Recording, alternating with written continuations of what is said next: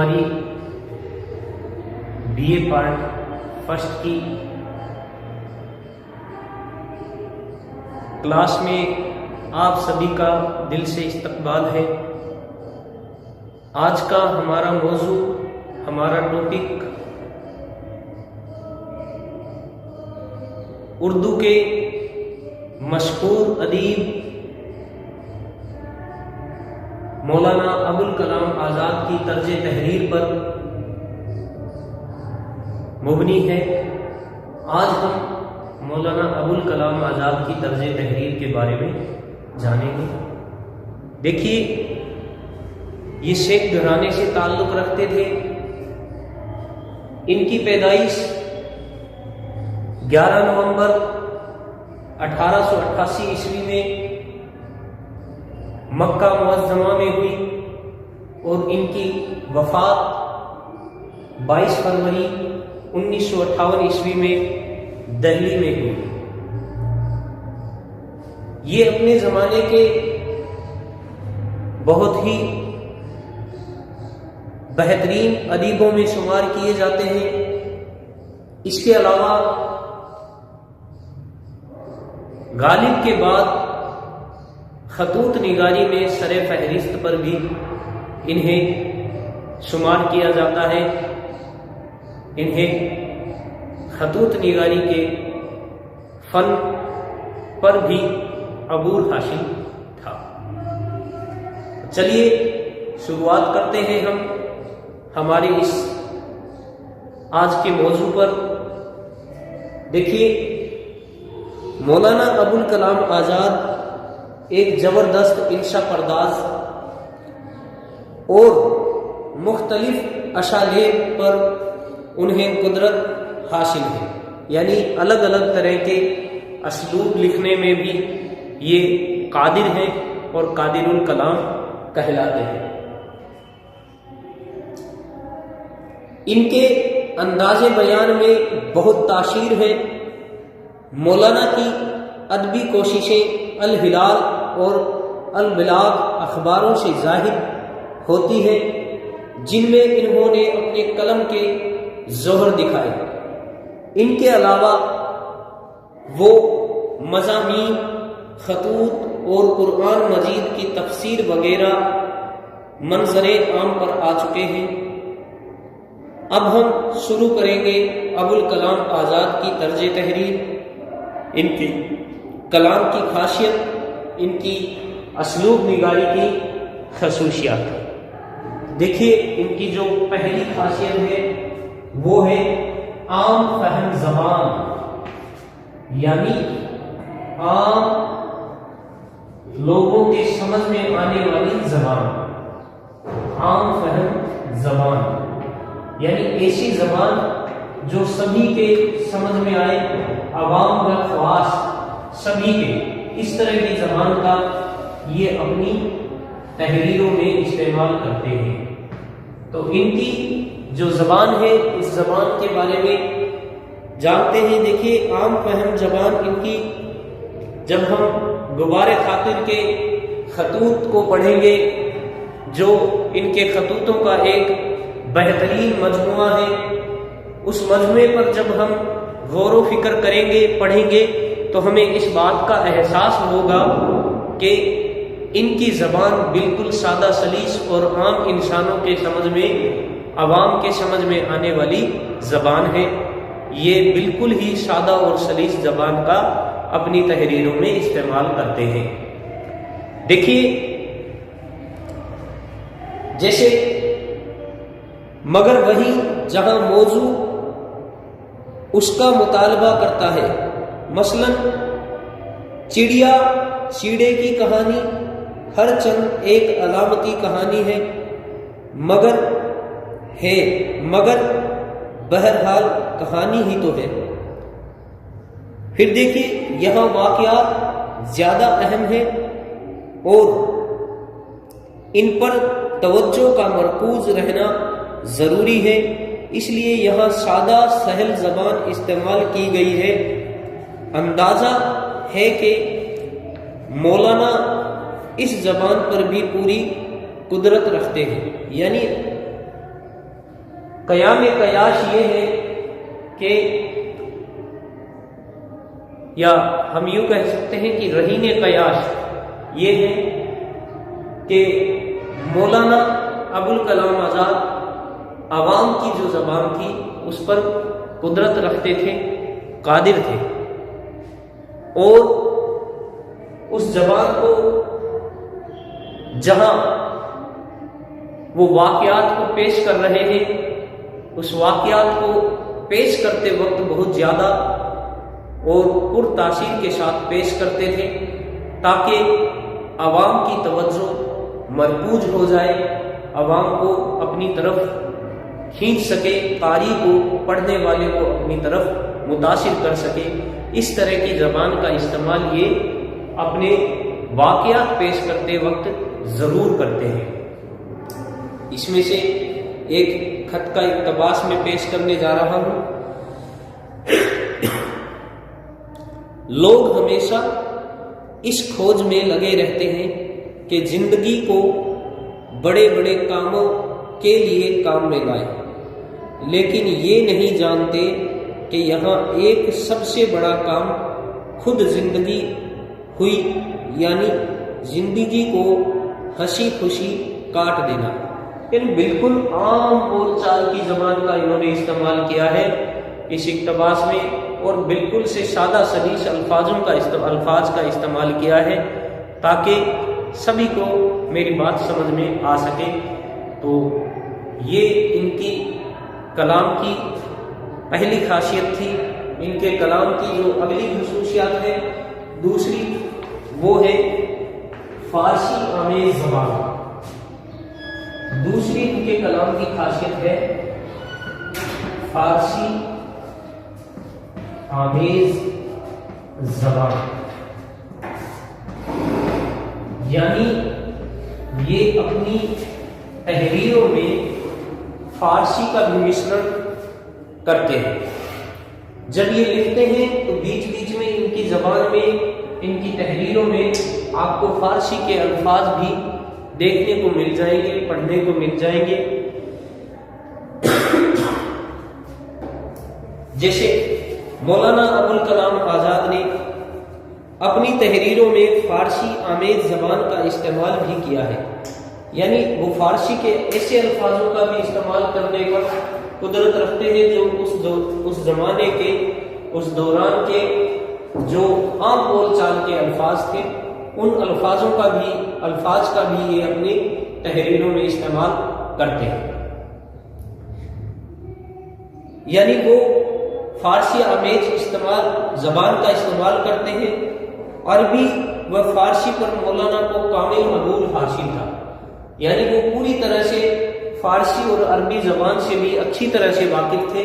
اس وجہ سے بھی ان کی تحریروں میں ہمیں عربی اور فارسی کے الفاظ دیکھنے کو، پڑھنے کو مل جاتے ہیں۔ ان کی تقریباً تمام تحریریں اس کی گواہ ہیں۔ غبار خاطر کا پہلا خط ایک فارسی شعر سے شروع ہوتا ہے، اس کے بعد صرف ایک جملہ ہے جو یہاں نقل کیا جاتا ہے: دل حکایتوں سے لبریز ہے مگر زبان درماندہ ہے، فرصت کو پارائے سخن نہیں، مہلت کا منتظر ہوں ابوالکلام۔ یعنی بیچ میں ایک الفاظ دے دیا ماندائے۔ اس طرح کے الفاظ، لفظ کو یہ بیچ بیچ میں اپنی تحریروں میں استعمال کرتے رہتے ہیں، اور شعری جو وسائل ہیں وہ بھی پیش کرتے ہیں۔ تو یہ بھی کہہ سکتے ہیں کہ اگلی جو خاصیت ہے ان کے کلام کی وہ ہے شعری زبان۔ شعری زبان، یا یوں کہہ سکتے ہیں شعری وسائل کا استعمال۔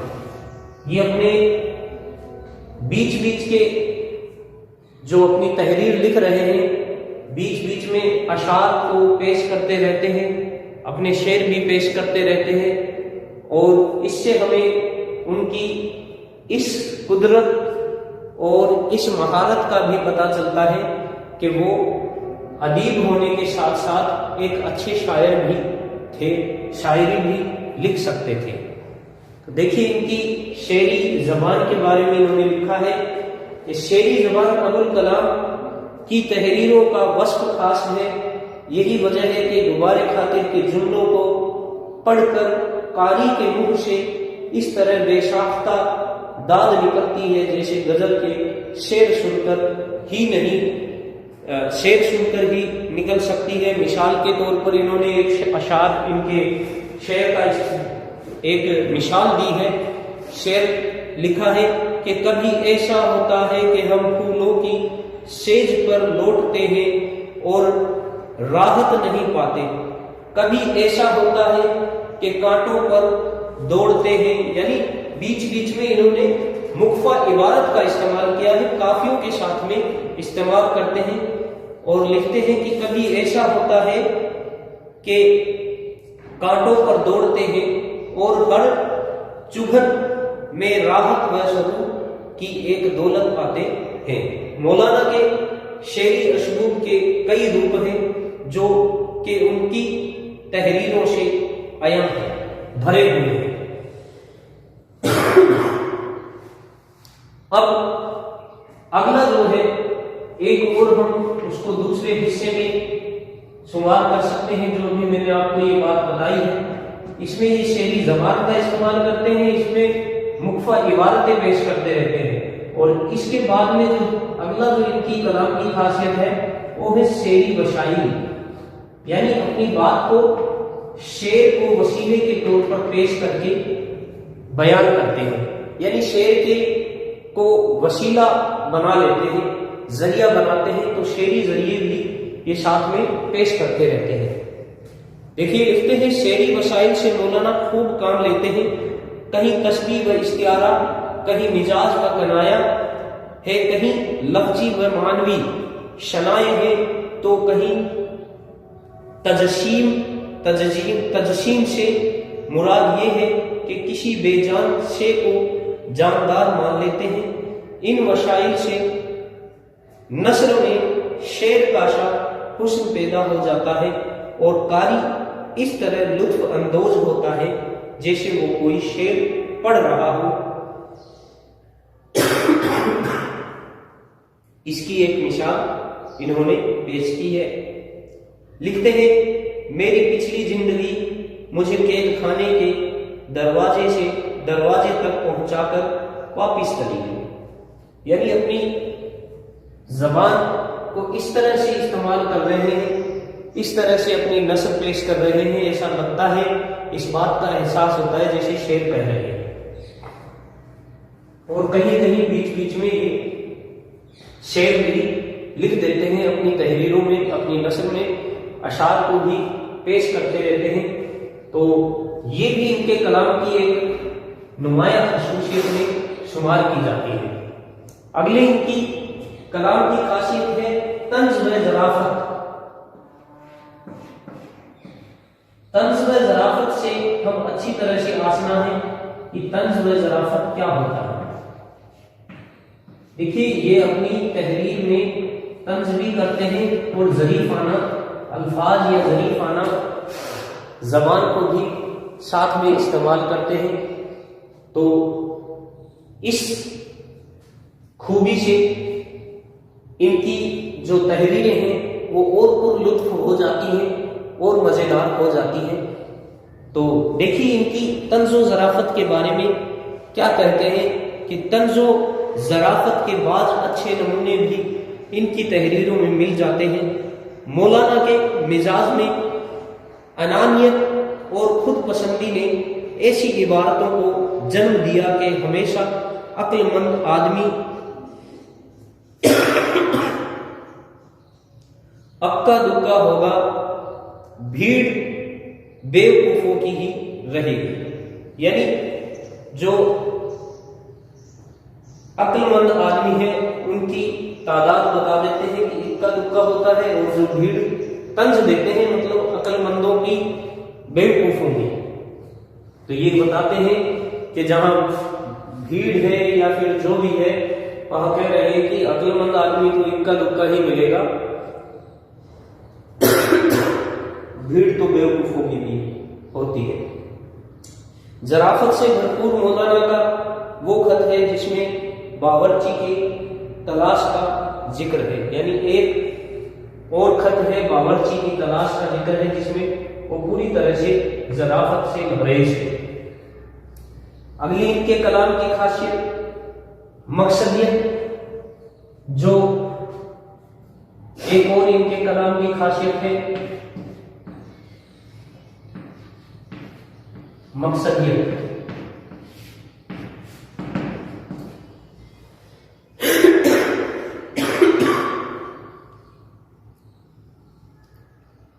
مولانا ادب میں مقصدیت کے قائل تھے۔ انہوں نے اپنی صحافتی زندگی میں جتنے مضامین لکھے وہ زبردست مقصدیت لیے ہوئے، یعنی ان کا کہنے کا مقصد یہ ہے کہ یہ اپنے جو تحریریں ہیں ان میں ایک مقصد چھپا کر رکھتے ہیں، چاہے پھر وہ عوام تک اپنے میسج کو پہنچانا ہو یا اپنا کوئی پیغام دینا ہو یا قوم کی رہبری کے لیے ہو یا قوم کی رہنمائی کے لیے ہو۔ مقصدیت ان کے کلام کی نمایاں خصوصیت میں شمار کی جاتی ہے۔ یہ جدید دور کے ادیب تھے، اس وجہ سے بھی ان کے کلام میں مقصدیت کو نمایاں طور پر دکھایا جاتا ہے، یا ان کے کلام میں مقصدیت پوری طرح سے بھری ہوئی ہے، لبریز ہوئی ہے۔ اگلا ان کے کلام کی خاصیت ہے انفرادیت۔ تو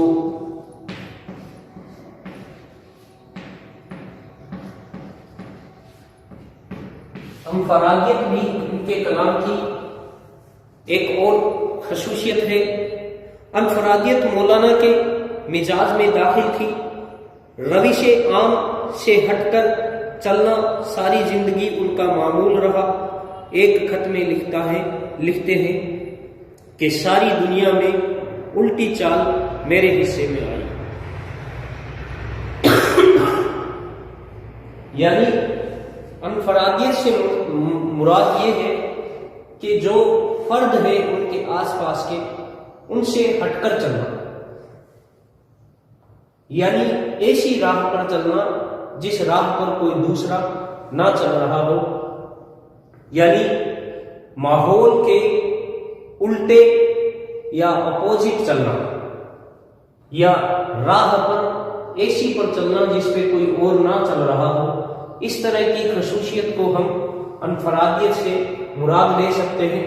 تو یہ انفرادیت بھی ان کے کلام کی خاصیت ہے۔ اس کی مثال بھی انہوں نے پیش کی ہے کہ دنیا بھر کی جتنی بھی الٹے کام ہیں وہ سارے ان کے حصے میں آئے ہیں، یہ الٹی چالیں ہیں وہ سب ان کے حصے میں آئی ہیں۔ اگلی ان کے کلام کی خوبی ہے انانیت۔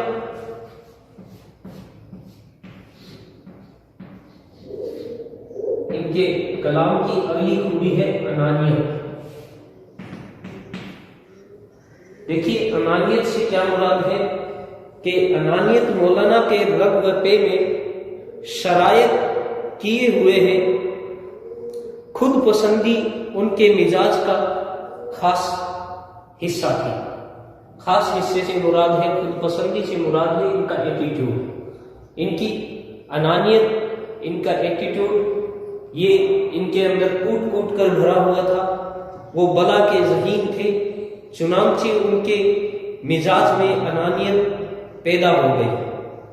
جیل میں طبی معائنے کا ذکر کرتے ہوئے ایک خط میں لکھتے ہیں کہ سول سرزن ہر شخص کا سینہ ٹھوک بجا کے دیکھتا رہا کہ کیا آواز نکلتی ہے، معلوم نہیں پھیپھڑوں کی حالت معلوم کرنی چاہتا تھا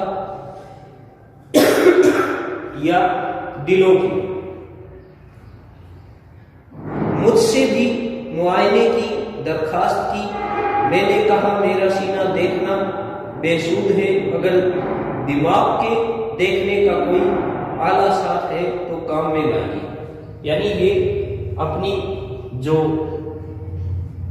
جہانیت ہے، جو ذہن کے جس ذہین شخصیت کے یہ مالک تھے، اپنی اس شخصیت پر انہیں بڑا فخر تھا، اور اسی لیے اس سرجن کو کہتے ہیں کہ اگر آپ کے پاس کوئی ایسا ہتھیار ہے کہ میرے دماغ کو آپ چیک کر سکیں تو اس آلے کو، اس ہتھیار کو لائیے اور کام میں لیجیے۔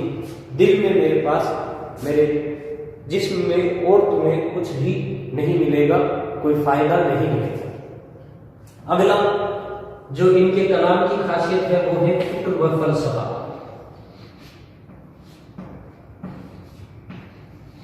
فلسفی سے آپ اچھی طرح سے جانتے ہیں کہ کیا ہوتا ہے۔ یہ گورو یہ فکر رکھتے ہیں اپنے دل میں، اور ایک اچھے دارشنک بھی اپنے زمانے کے کہلاتے ہیں۔ فکر و فلسفہ کا عنصر بھی مولانا کی تحریروں میں نظر آتا ہے۔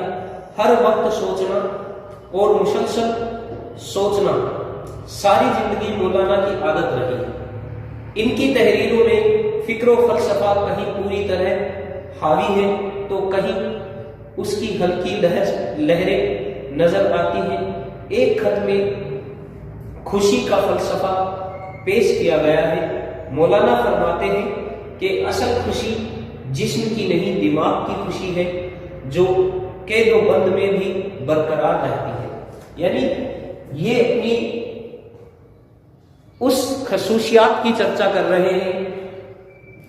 یہ اپنے خط میں لکھتے ہیں کہ میں اپنا باہر کا دماغ اور اندر کا دماغ الگ رکھتا ہوں۔ میرے پاس دو طرح کے دماغ ہیں۔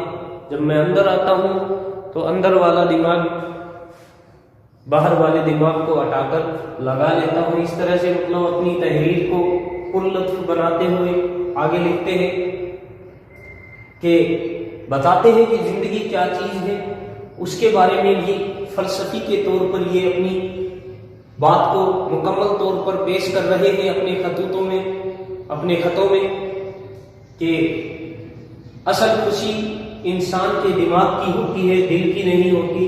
اگر انسان باہر جیسی خوشی کا احساس کر کے آیا ہے، اندر بھی اپنے دماغ کو وہاں اس بات پر مطمئن کر لے، اس بات پر راضی کر لے کہ اب بھی ویسی کی ویسی خوشی ہے، وہی منظر جو ہم باہر دیکھتے تھے اندر بھی ویسا ہی منظر ہے۔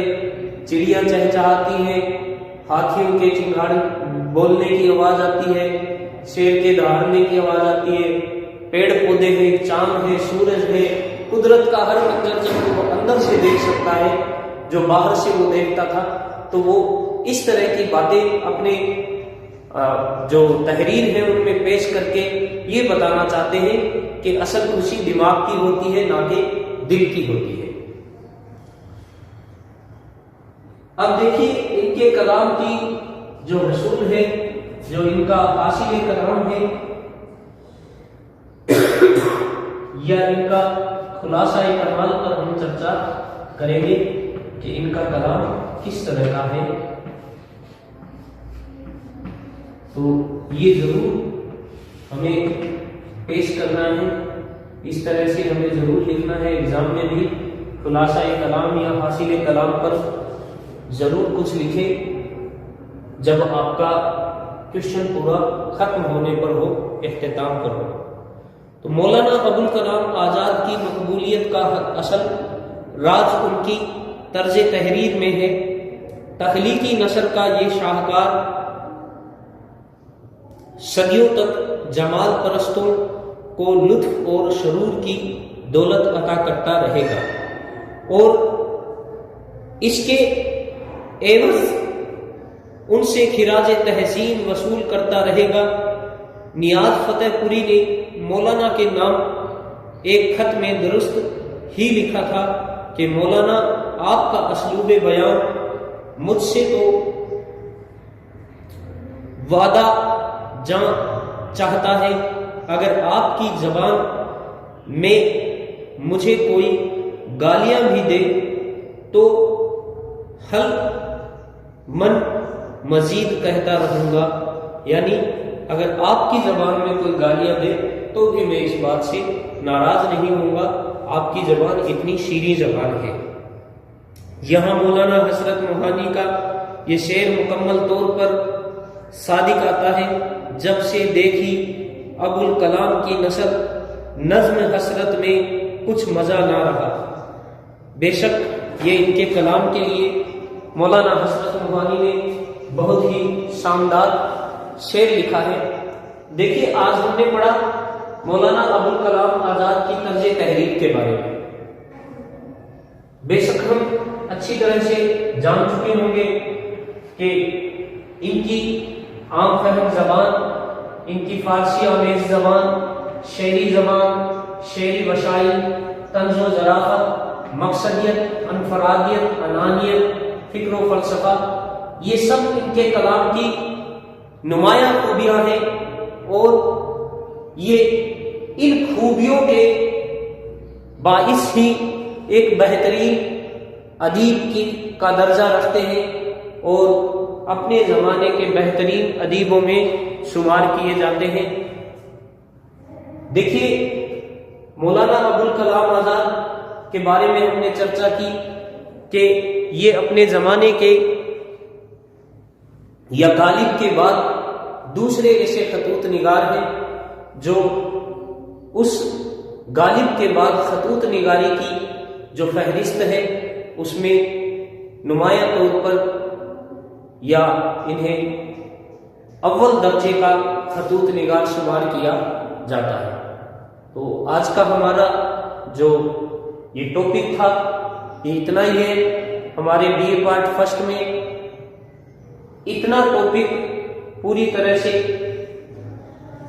اچھی طرح سے اگر آپ لوگ لکھ دیتے ہیں تو 20 نمبر کا کوشچن ہمارا ایک اچھی طرح سے لکھا جا سکتا ہے، اور 20 نمبر کا یہ کوشچن اتنا ہی ہمیں لکھنا ہے، زیادہ تفصیلات سے کام نہ لیں۔ بہتر یہ ہوگا کہ ایگزام میں جتنا ہماری سلیبس کے اکارڈنگ دیا ہوا ہے اتنا ہی لکھیں، اور زیادہ تفصیل میں لکھنے کی وجہ سے ایسا نہ ہو کہ دوسرے کوشچن، دوسرے سوال آپ نہ کر پائیں اور ان سے بھی ہاتھ دھو بیٹھے۔ تو آپ جتنے الفاظ آپ کی جو تعداد اس میں دی ہوئی ہے اتنے ہی الفاظ کا استعمال کریں، زیادہ تفصیلات لکھنے میں کوئی آپ کو فائدہ نہیں ہوگا۔ شکریہ۔